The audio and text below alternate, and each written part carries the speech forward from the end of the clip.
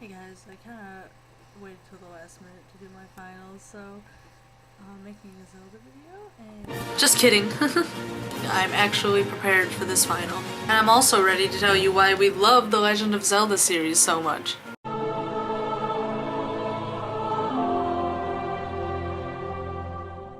Ever since its first release in 1986, all the games have gone uphill. Well, most of them. The series has been growing and growing, and now it is one of the most popular game series of all time. But what has made this possible? Why do we love this series so much, even though each game is just about the same, with Link, Zelda, and Ganondorf? Save the princess, save the kingdom, ride off on your horse like a badass, or boat, or bird. Why do we, well, I, lay awake dreaming of possibilities of the next games, and then we wake up and play all the old games over again anyways? Well, I set out to answer this question the best way I could. And after lots of research, I have finally come up with the perfect formula that Nintendo has created to bottle our minds. Did you just say mind-boggling? Yeah, mind-boggling. You know, when things are so crazy, it gets your thoughts all trapped like in a bottle. Well, except maybe the game with the train guy. Here's reason number 1. Exploration.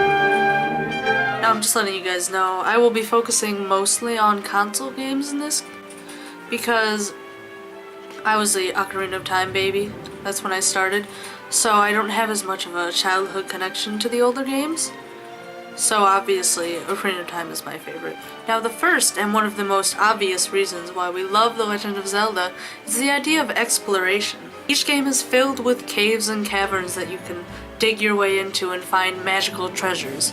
Mostly piece of hearts and rupees. But while you do have a main quest underway, you always seem to find a cavern lurking on the side, distracting you from getting to that temple. Maybe you see a rock. Looks like it can be blown up. Run over there, blow it up. There's a cave behind it. And who's not gonna go in the cave?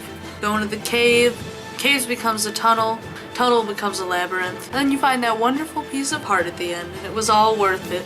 So then you leave the cave, on your way back to the temple, and then what do you see? A hole in the ground. And that is why we love Zelda so much. The idea that they put caves and tunnels between each temple keeps us interested in the game.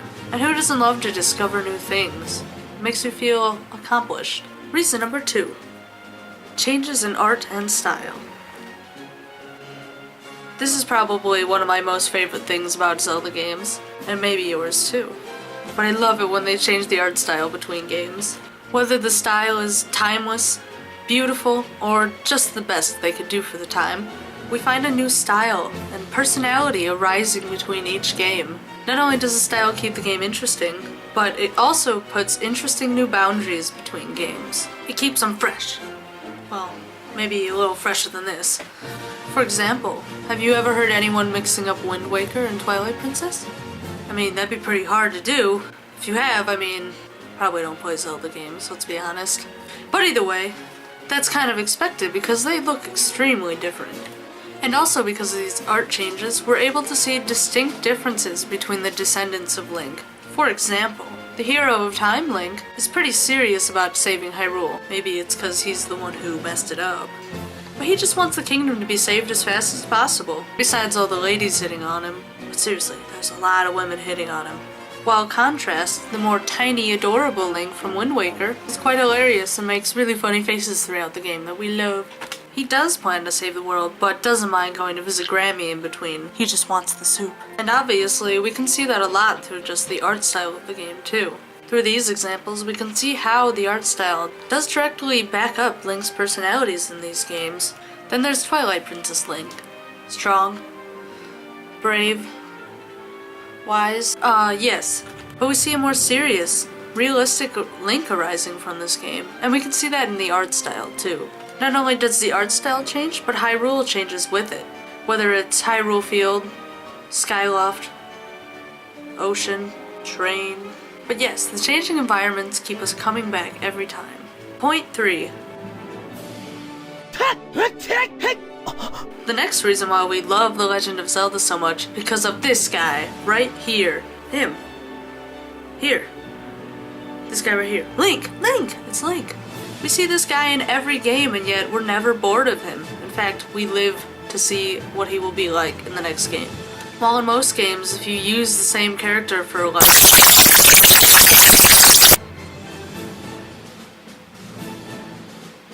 almost 30 years, it'd probably be like beating a dead opponent.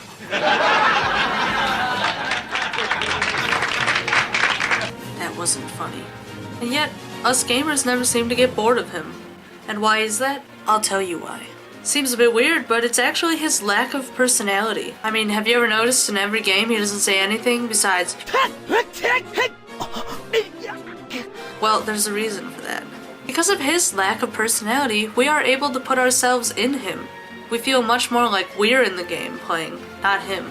In every game, Link is never really an important guy, whether he's a goat farmer, a small elf boy, or just a dude trying to chill on an island with his Grammy. He's always just a normal guy who's thrusted into an adventure that's bigger than himself.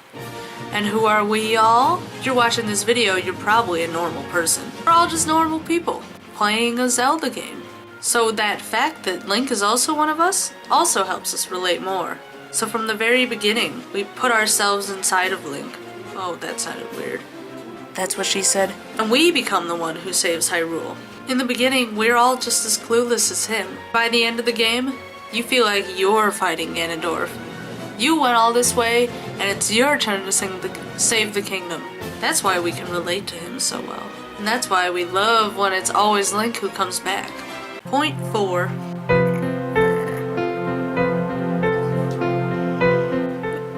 The Legend of Zelda can hit on some pretty tough subjects. Whether it's injury, death, or just annoying neighbors, Zelda has a way of covering it. Throughout my years of playing Zelda, I found that I can relate to many topics brought up in it.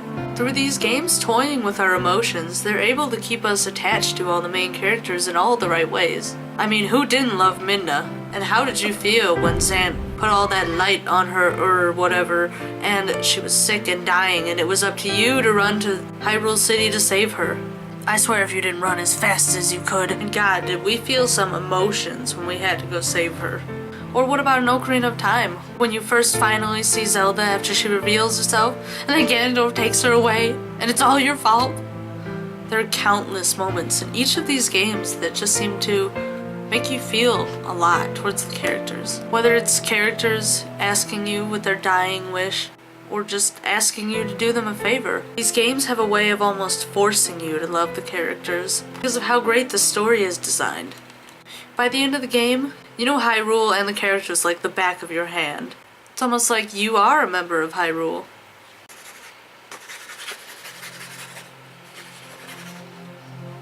All of these games have colorful themes, characters, and monsters, all original to their own games. Well, kind of.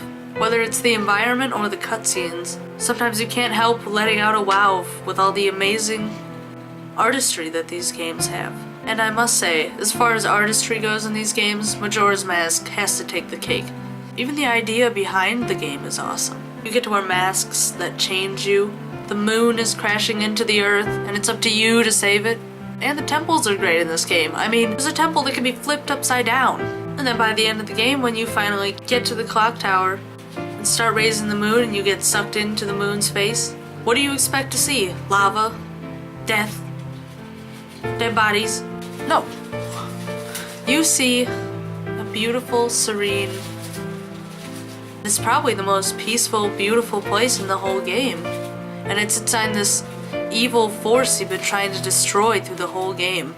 Not only is this game artistic in just the way it looks, but also in the story it has. It makes you feel a lot of emotions. As far as artism in the other games, I would have to say a lot is projected through their cutscenes and story, or just the sights you see around. One of my favorite scenes has always been this one from Twilight Princess. You can really see how these games are able to find beauty in the darkness.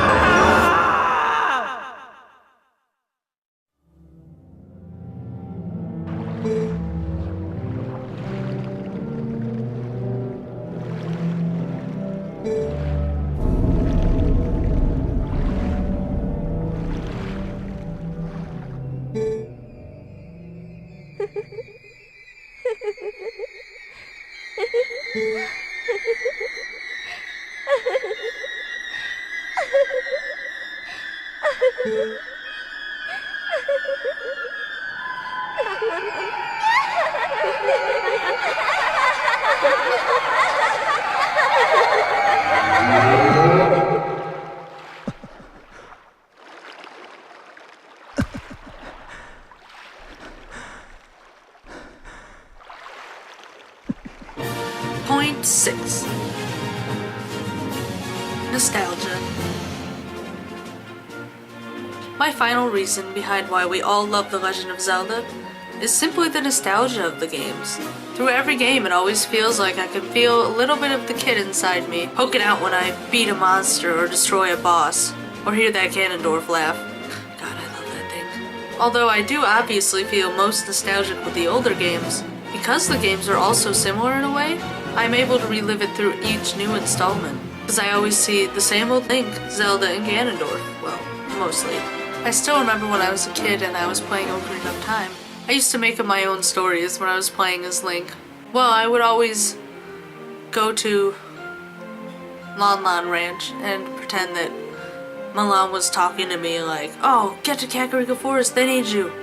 And then I would run out of Lon Lon Ranch, get on my horse, and run over to some stupid random Kokoriko boy, and he would be like, "Oh God, you're here, take this, take it over there to the Zoras."